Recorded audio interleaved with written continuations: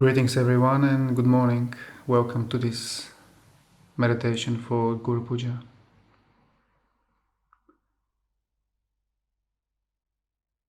I hope that by the end of these 10 days there would be a significant change in each and every one of us. A positive change towards self-mastery, towards developing this Guru principle and establishing ourselves on the shores of Sahaja Yoga.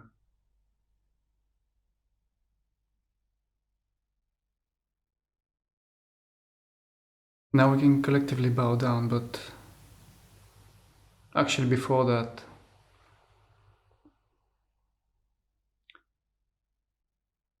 let us stop for a moment and ask ourselves, where am I right now?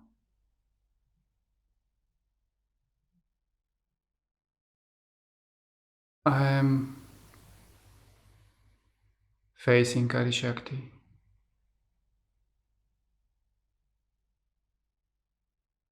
Who am I right now? I am a Sahaja Yogi.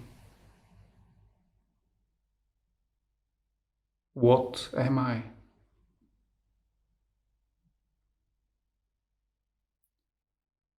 I am a child of God Almighty.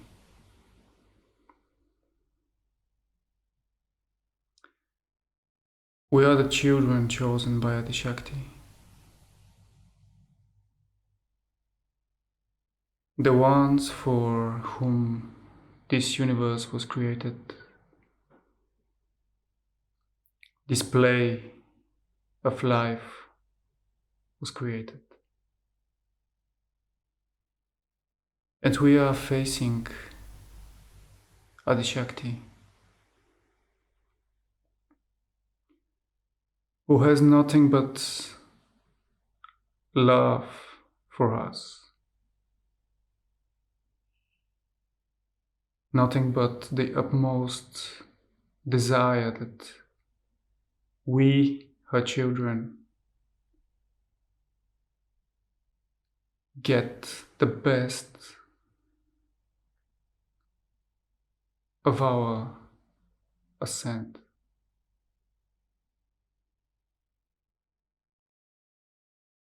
So as we sit here now, what kind of emotions are we carrying? Do we feel guilty for something, maybe? Or frightened, anxious, angry? Or do we feel joy, love, gratitude?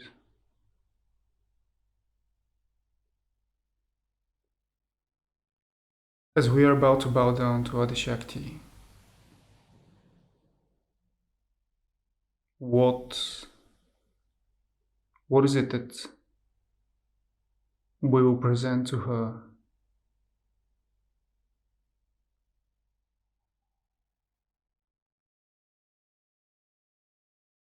We should be presenting to her the gratitude and love for what we've received from her. Her blessings, her love, her care, protection.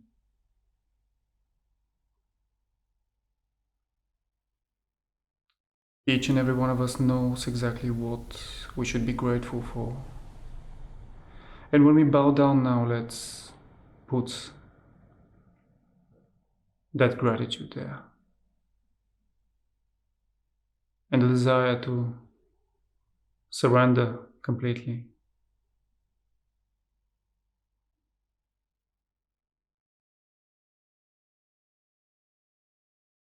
and cast away all of those negative emotions, concerns, feelings, fears, guilt, whatever it is. And focus on the gratitude.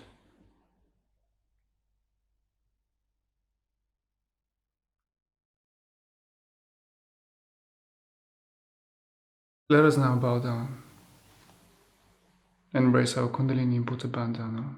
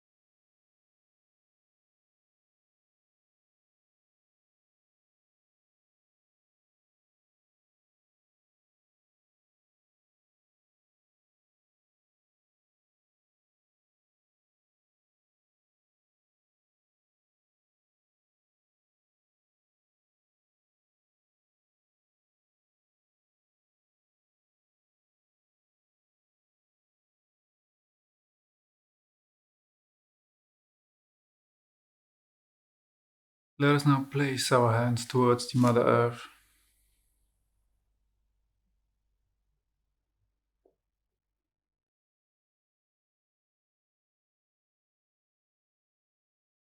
Mother, please forgive us for touching you with our feet. Thank you kindly for everything that you do for us, for mankind, for the infinite love and compassion and forgiveness. Thank you for taking care of us continuously. Even when we do mistakes against you.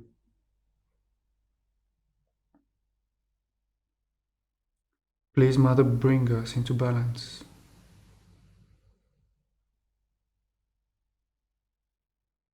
Bless us with stability.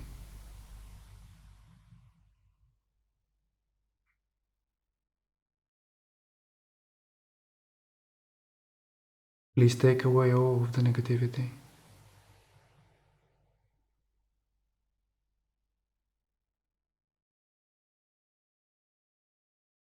May the connection between us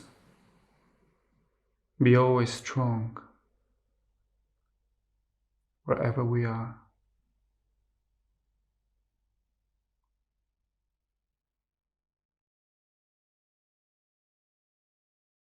We can say the mantra to Shri Alibhumi Devi. Om Tameva Sakshat Shri Adibhumi Devi Sakshat Shri Adi Shakti Mataji Shri Nirmala Devi Namo Namaha.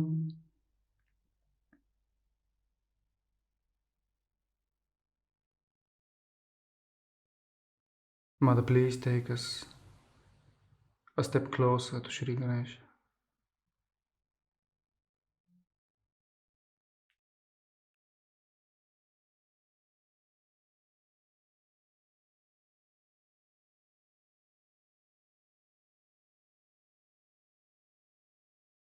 We can put our left hand on the lap.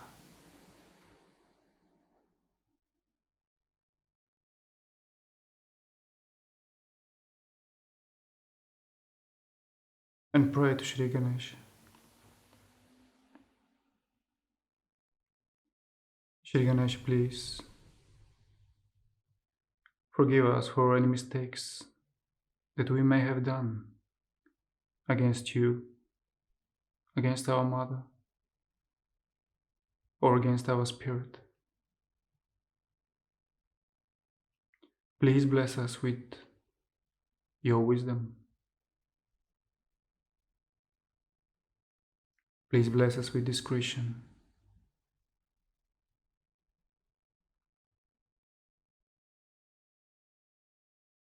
Please bless us with joy.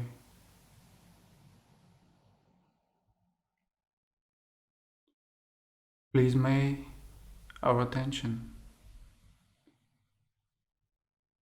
be always focused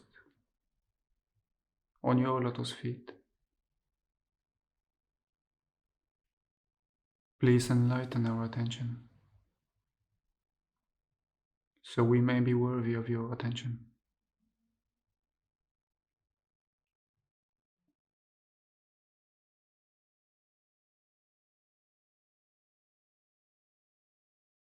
Please bless us with a childlike innocence.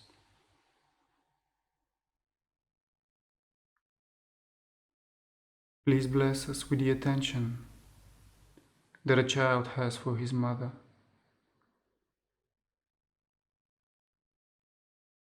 The complete faith and trust which a child has for his mother.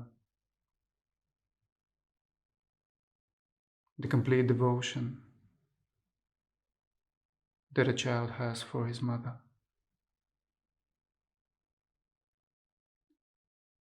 May we, the children of Adi Shakti, be blessed with those qualities and complete devotion to our Divine Mother.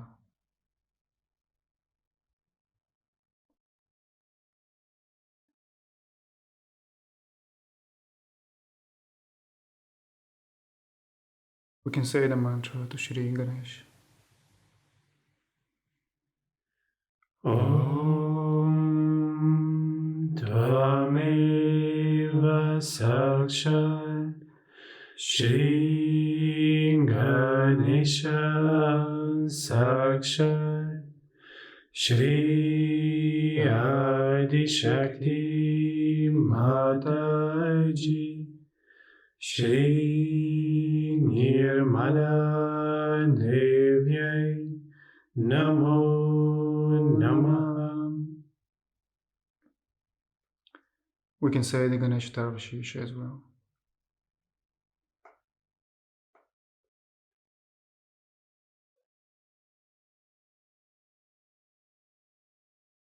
Om Namaste Ganapate Tvameva Pratyaksham Tatvamasi Tvameva Kevalam Kartasi Tvameva Kevalam Dhartasi Tvameva Kevalam Hartasi Tvameva Sarvam Kalvidam Brahmasi Tvam Sakshat Atmasi Nityam Hridam Vachmi Satyam Vachmi Ava Tvamam Ava Vaktaram Ava Shrotaram Ava Dataram Ava Dhataram Ava Nuchanam Ava Shishyam Ava Paschatat Ava Purastat Avo Taratat Ava Dakshinatat Ava Chodvatat Ava Dharatat Sarvatomam Pahi Pahi Samantat Tvam Vang Maya Stvam Chin Maya Tvam Ananda Maya Stvam Brahma Maya Tvam Sachitananda Dvityosi, Tvam Pratyaksham Brahmasi, Tvam Jnana Mayo Vijnana Mayosi, Sarvam Jagadidam Tvato Jayate, Sarvam Jagadidam Tvatastishtati, Sarvam Jagadidam Tvai Layamishyati, Sarvam Jagadam Tvai Pratyeti, Tvam Bhumi Rapo Nalo Nido Nabha, Tvam Chatvari Vakpadani, Tvam Gunatrayatitaha, Tvam Dehatrayatitaha, Tvam Kalatrayatitaha, Tvam Muladara Stityosi Nityam, Tvam Shakti Trayatmakaha, Tvam Yogino Nyayanti Nityam, Tvam Brahmas, Tvam Vishnus, Tvam Rudras, Tvam Indras, Tvam Agnis, Tvam Vayus, Tvam Suryas, Tvam Chandramas, Tvam Brahma Bhuvasvaram, Ganadim Purva Ucharya, Varnadim Tadanantaram, Anusvara Paratara, Adhindu Lasitam Tarena Rudram,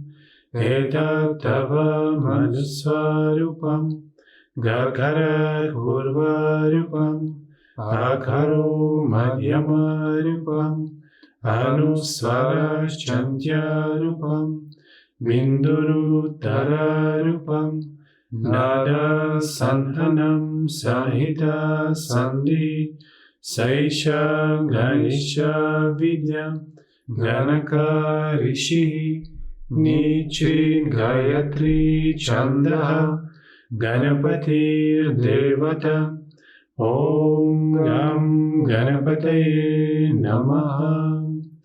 Ekadantaya Vidmahe Vakratundaya Dhimahi Tano Danti Prachodayat Ekadantam Chaturhastam Pashamankushadharinam Radam cha Varadam Hastair Bhimranam Mushakdvajam Raktam Lambudaram Shurpa Karnakam Rakta Vasasam Rakta Gandhanu Liptangam Rakta Pushpai Supujitam Bhaktanu Kampinam Devam Jagat Karanam Achyutam Avirbhutam Cha Shrishthadau Prakrite Purushat Param Evam Dhyayati Yo Nityam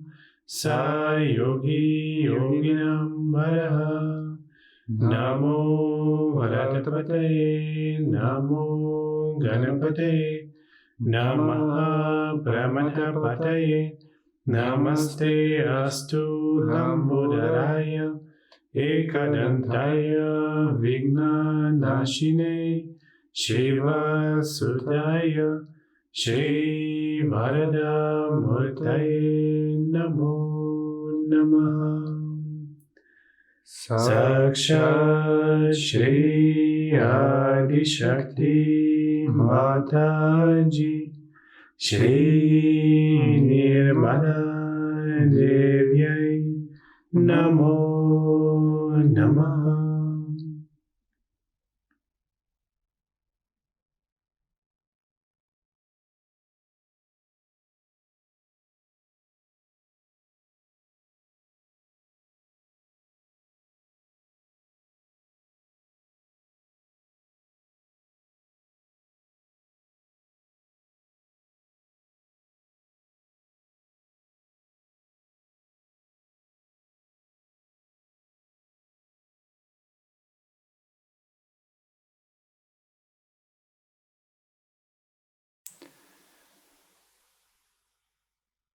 Brahma Granthi.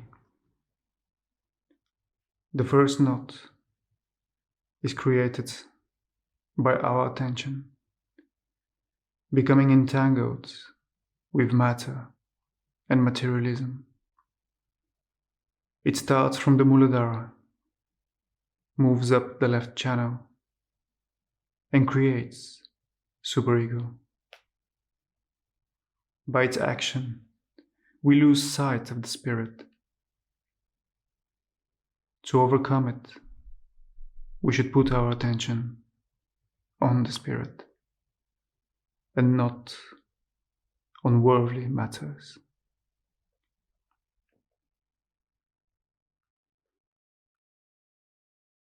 We will say the mantra for Shri Brahma Granthi Vibedini. Om Tvameva Sakshat Shri Brahma Granthi Vibedini Sakshat Shri Adi Shakti Mataji Shri Nirmala Devyai Namo Namah. Mother, please untangle the first knot of illusion.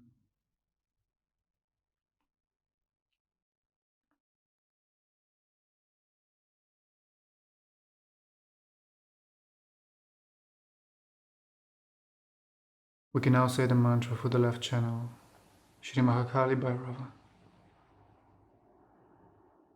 Om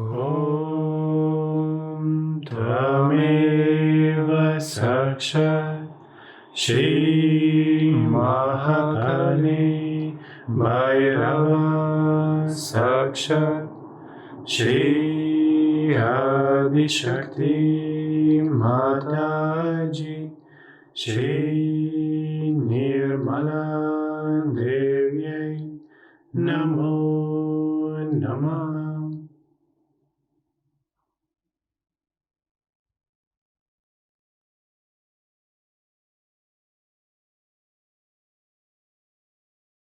Mother, please cleanse our left channel. May everything impure which I carry, which we all carry from our past lives, our relatives, our ancestors. Please remove them, Mother, and replace them with your divine love.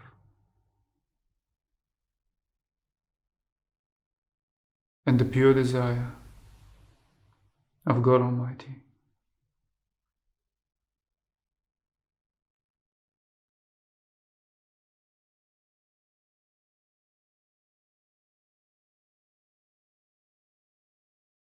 You can place the right hand on the lap.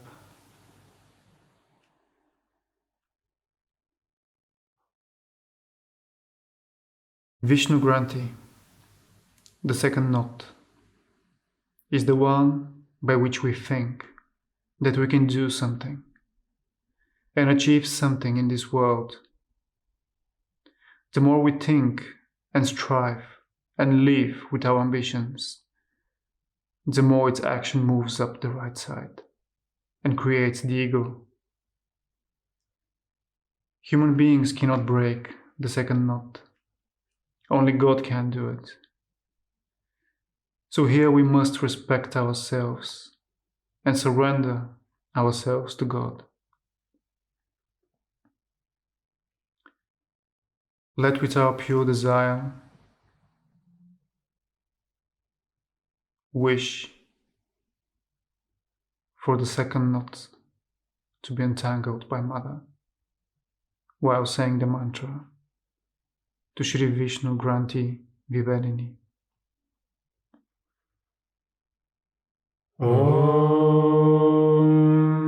Tvameva Sakshat Shri Vishnu Granthi Vibedini Sakshat Shri Adi Shakti Mataji Shri Nirmala Devyai Namo Namaha.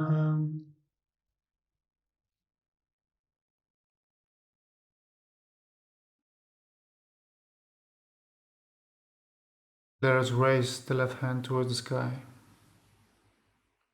and say the mantra to Shri Mahasaraswati Hanumana. Om Tameva Sakshat Shri Mahasaraswati Hanumana Sakshat Shri Adi Shakti Mataji Shri Nirmala Devyai Namo Namaha.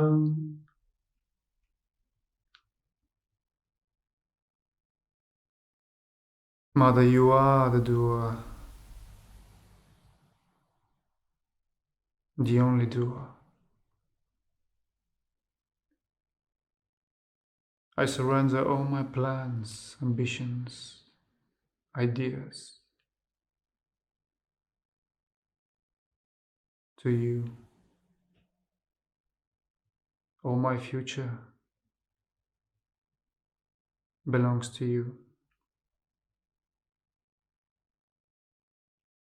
You know what's best for me, for us, for the world. And we surrender that future to you.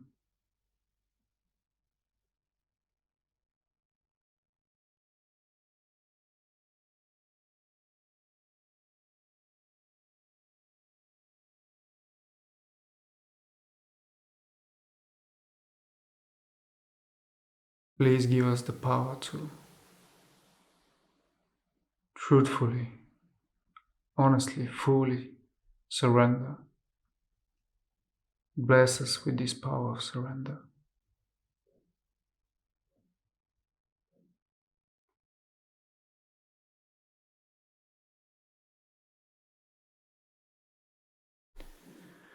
We can lower the right hand.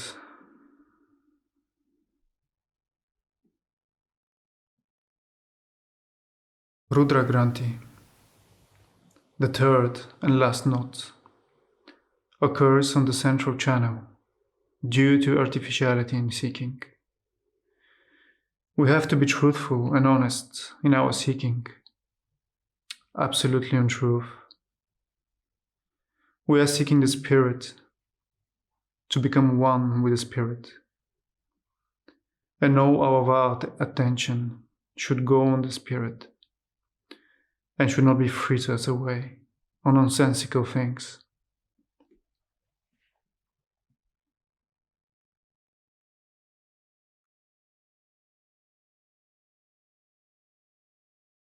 Let us say the mantra to Shri Rudra Granthi Vibharini. Om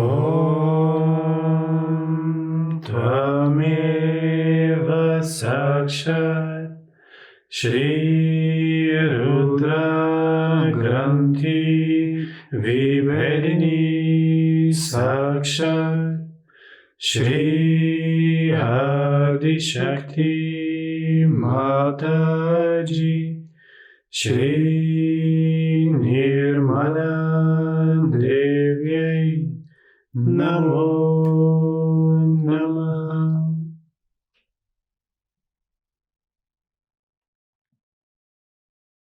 Mother, please untangle the third knot of illusion. Please take us to reality. And please keep us away from superficiality.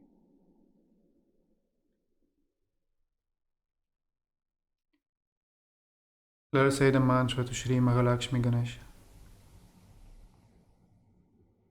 Om Tvameva Sakshat Shri Mahalakshmi Ganesha Sakshat Shri Adi Shakti Mataji Shri Nirmala Devi Namo Namaha.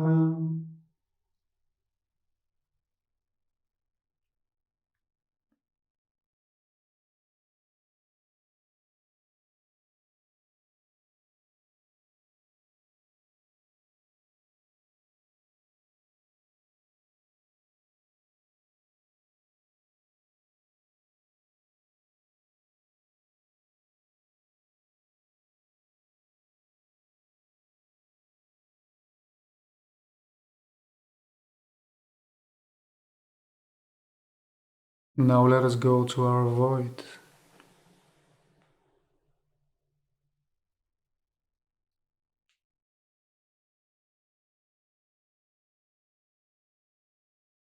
Mataji, Mother, without a doubt you are our Guru. And without your blessings and guidance, we'll be forever lost into the ocean of illusion. Mother, by your grace, please, put your feet into the ocean of illusion.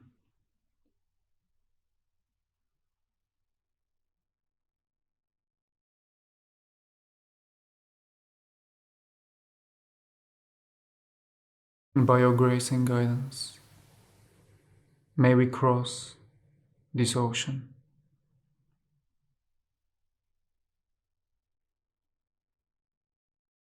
and reach the shores of reality.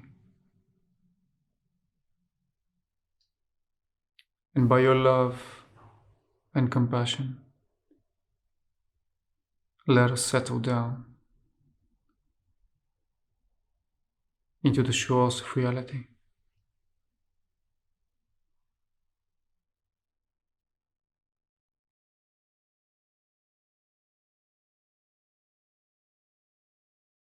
Let's say the mantra to Shri Adi Guru Dattatreya.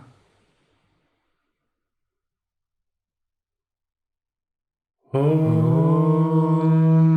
Tameva Sakshat Shri Adi Guru Dattatreya Sakshat Shri Adi Shakti Mataji Shri Nirmala Devi Namo Namaha.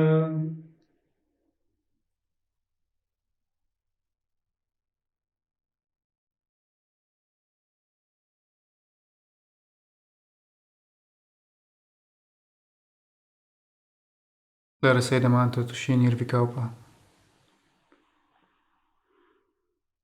Om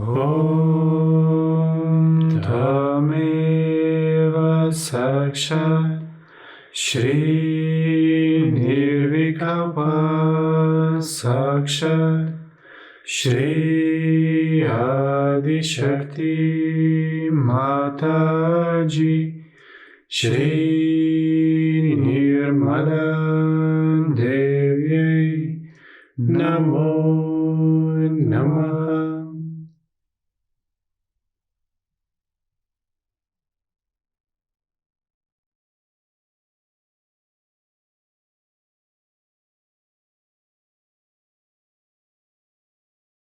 Now we will listen to our mother's speech. Let us pray to absorb all that she says and retain it within ourselves. May her knowledge become one with us, one with our character and personality.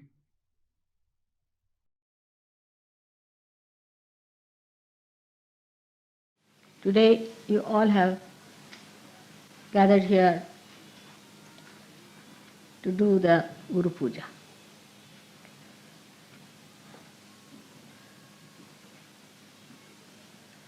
Your Guru is a mother first and then a Guru. And that has given me a greater help.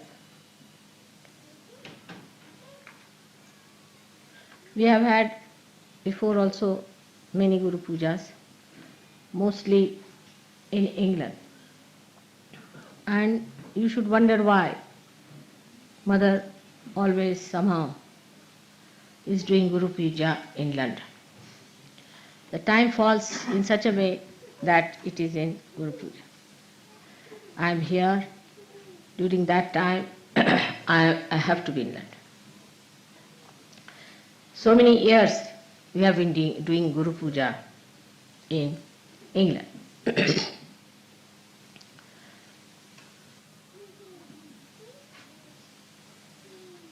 All things happen if according to Rutambhara Pragya, then there must be some reason why Mother is here in England for a Guru Puja. It is stated in the Puranas that the Adi Guru, Dattatreya, worshipped Mother along the banks of the river Tamasa.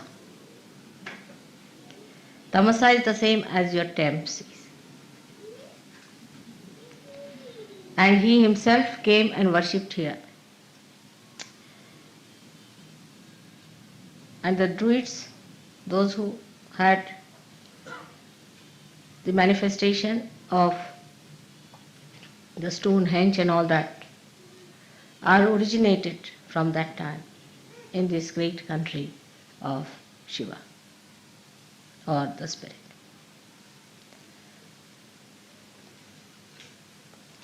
So the spirit resides here as in the heart of human beings, and the Sahasrara is in the Himalayas where Sadashiva exists at the Kailasha. This is the great secret of we having so many Guru Pujas here. To culminate it today into the special type of Guru Puja in the year of the 60th birthday of your mother has a special, very, very special significance, because it's the Guru Sashti. It's the 60 years of your Guru has been celebrated today, and that's how it's a very big occasion that you all have gathered under the influence of again Rutambhara Pragya.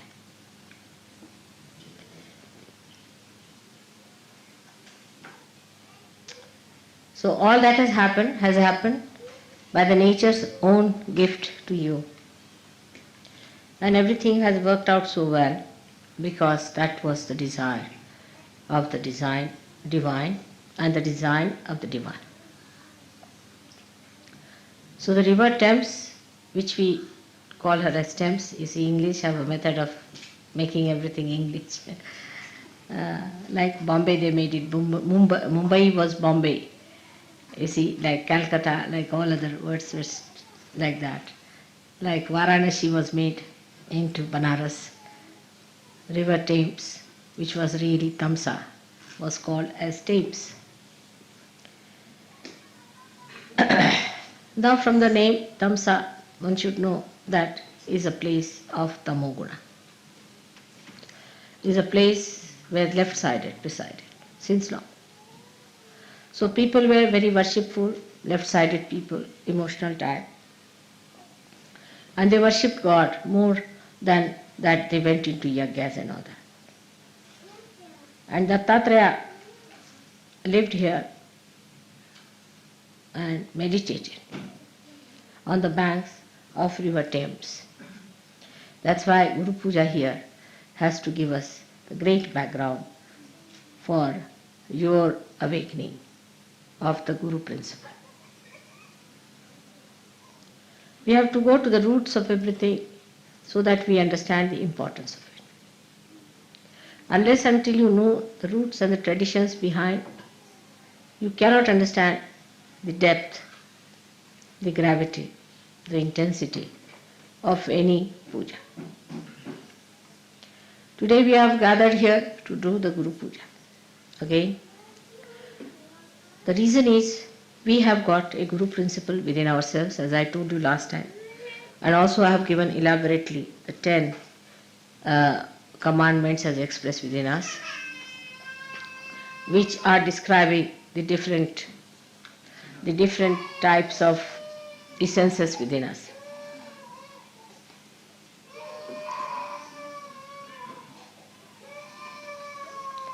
The essence of Guru Puja has to be awakened within us. That's how we are having this program here.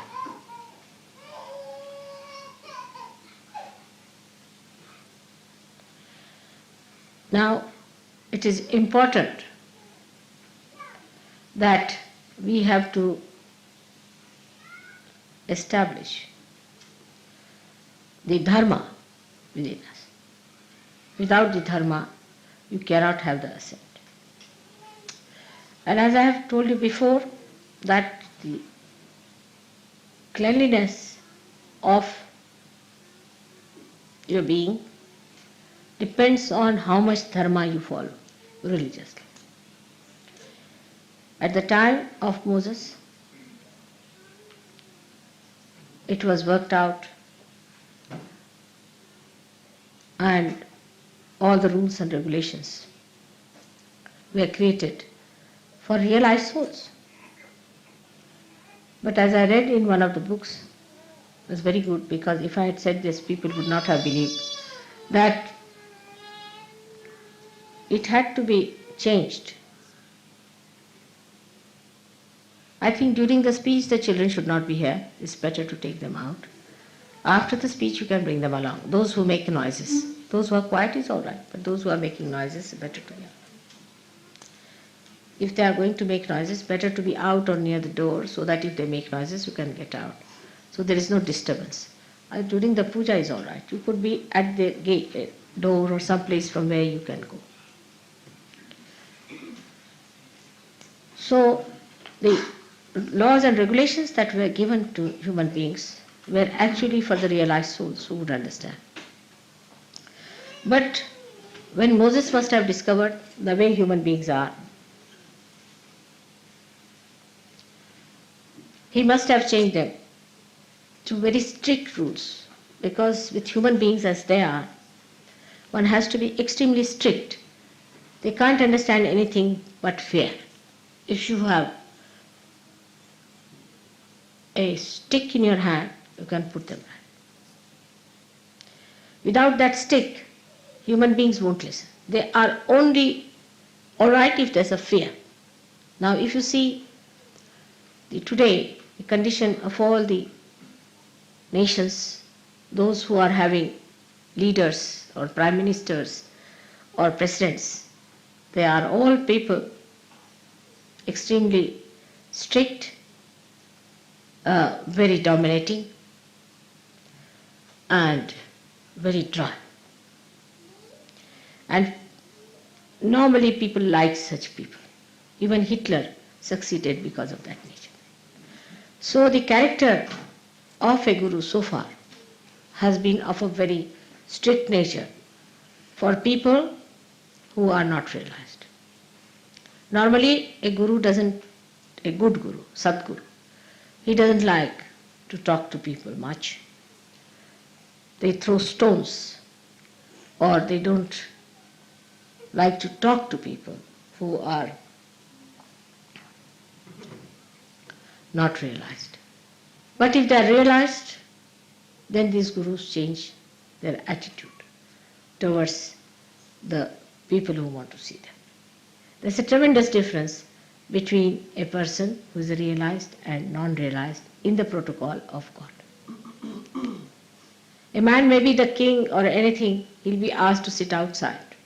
It has nothing to do with what position you enjoy. As long as he is a realized soul and not possessed, he is given the highest position. But if you are possessed, then also the Guru will tell him that you get out from here, first get rid of your position and then come.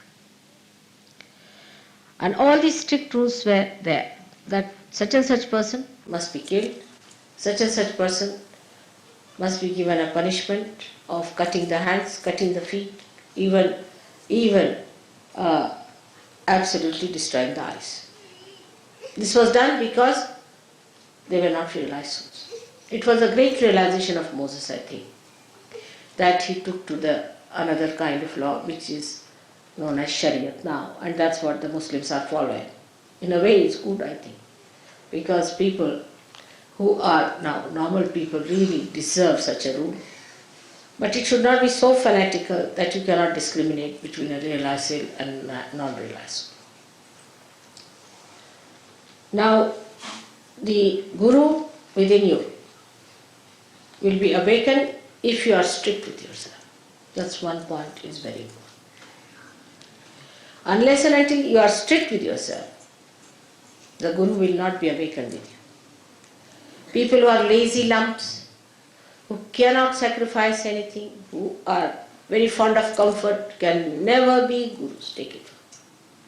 They can be good administrators, they can be anything, but never a Guru. A Guru should be willing to live the way he has to live. He should be able to sleep on stones. He should be able to sleep under any circumstances. Not that the disciple should force on him, but it should be his own nature that he can adjust himself. Comfort cannot crawl on a Guru. Now those who want your Guru principle to be awakened must know that you should not ask for comfort. Even for a thing like that, yesterday you saw the dancing. One has to do real tapasya. Intensive tapasya you have to do. You cannot learn even a thing like dancing without going into a penance about it. So a Guru has to go through a penance is important. Sahajogi need not go, but a Guru Sahajogi has to do it. We have to have penances. And the penance can be any kind of desire you have. Say, supposing you are very fond of food. Just don't eat the food that you want to eat. If you are very fond of sweet food, then eat something very bitter, raised to power 108. And if you are fond of some sort of a very, as Indians are sometimes, very spicy food, then eat so bland a food without salt. Teach your tongue to behave itself. It doesn't behove a Guru to put his attention to food. I have seen some of the Sahajogis, they are all right when the food is there, quite concentrated. But when it comes to the program, they have no concentration. It's a sad thing. Such people cannot be Gurus. They can be cooks, good, or could be food tasters or something like that. We'll suit them better. But if they have to be Gurus, they must learn to control their tongue and their desire. I mean, fasting is a good thing for such people. Fasting is very good. All the time they are worried, what are we going to have for lunch? What are we going to have for dinner? Such people cannot have their Guru principle awakened, neither they can be Gurus. So please be careful. The Guru must have control over the tongue. He must know when to get angry and when to be gentle. He must know what to say when, how much to say. That's why many Gurus have been more effective by not speaking. Silence is the best way you can help others.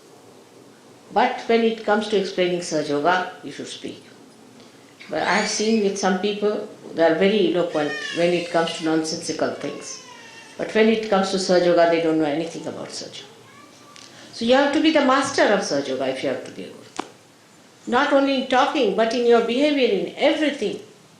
And the karamat is that, I don't know if you use charismatic word, charismatic they call it, or you say the one how to do it, how to raise the kundalini, how to put it at the sahasrara, how to break the sahasrara, all these things you must know how to spend your knowledge. Is Bini Yoga in Sanskrit. Guru principle is awakened in a person when he himself has achieved something. Imagine a half-baked guru going along talking as a guru. He'll end up as a disciple ultimately. So you have to be master of your own. But when the guru principle comes in, you have to give it to others. It's a question of giving it to others. So you have to be at a higher level to give to others. Have to be at a very high level. If you are attached to money, if you are attached to food, if you are attached to mundane things of life, you cannot give. Now the higher state than that can be achieved, which is natural in me, but can be achieved, is that you don't have to have any dependence like that any rules and regulations. Like saying that I will have no worry about food, I should fast, this, that. It all ends up when you eat but don't eat. That's the state one should have. That you are eating the food, and if you ask, did you have your lunch? I don't know. Will you have your lunch? I don't know. Absolutely indifferent to the problems of the body. Where did you sleep? I don't know.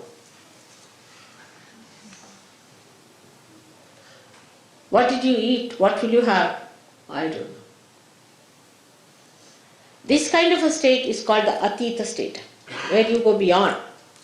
And whatever you do, you are doing it because it is to be done without paying any attention to it. It is automatic. Nothing is important. But this is, before becoming Atita, you have to tell yourself, nothing is important. You see, is a avirbhava, as they call it, is a kind of a drama you have to put in. Oh, nothing is important, this carpet is not important, I should try to sleep on the cement. First you have to do that. But after some time, it happens that you don't remember whether you slept on the cement or on a cot. Where did I sleep? I don't know. That is the Atita state. And that state is to be achieved now by many Sahaja Yogis. In a state where you go beyond. Say there is somebody who is before you and you have to get angry. All right, you give me left, right, nicely, and then you're smiling next moment. Did you get angry with that person? I don't know. Did that happen? Like Buddha once said something in one village, and there was a horrible fellow who got up and said lots of things to him. And when he went to the next village, the fellow felt that, oh, I should not have done that, left Vishuddhi perhaps. So went down and said, I'm sorry sir, I've said so, and I should not have said it. I didn't know you are the enlightened one, so it happened, so you forgive me. He said, when? When did you say it? He said, in the last village. Oh, everything in the last village I've left there alone. I don't know. That is the Atita state you have to get. So, even not to feel is not important. These identifications, when they drop out completely, then you are doing things in a karma state, where like sun is shining, it doesn't know it is shining. When the vibrations are flowing, you don't know it is flowing. Already it has started working in you. You are surprised, you raise the hands and the Kundalini is rising. You don't know you are raising the Kundalini actually. How do you raise it? You don't know. That's it.